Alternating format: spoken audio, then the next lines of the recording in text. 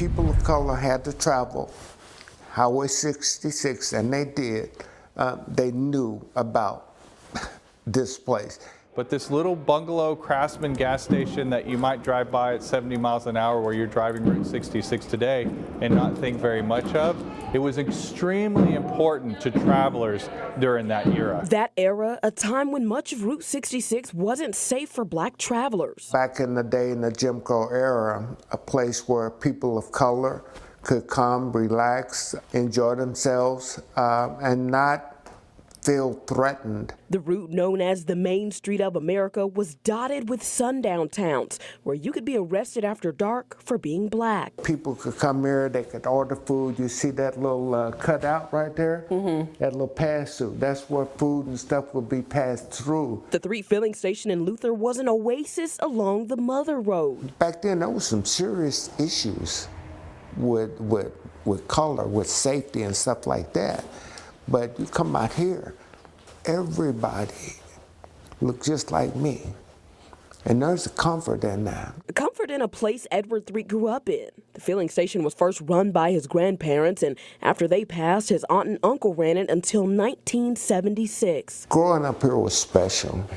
It was just special. It's interesting how sometimes some of our most important landmarks, as we're driving by them, may not seem like mud. In 2021, the National Trust for Historic Preservation declared the Threet filling station one of the 11 most endangered places in the United States. These lights here actually go on the roof. The land remains in the family, and after being closed for decades, the Threets want to restore the station, keeping most of it how it was. As much stuff as we can that was originally here, I'm bringing it back, that had a TV.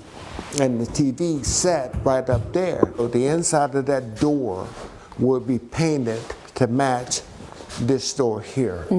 The outside of the door will be painted green. But that restoration process has had several bumps in the road. The pandemic created a serious setback for us in terms of, number one, the price of material just basically went through the roof, so to speak. On top of the hike in prices and labor issues, the station also had a vandalism problem, being hit 3 separate times. We got hit from all directions on this thing. But we, as a family, are committed to, again, making this a place, a destination. And that commitment will soon become a reality, as soon as June of this year. We're looking at this being an interpretive center, a location for people who travel Highway 66 to stop in, buy some memorabilia, things of that nature.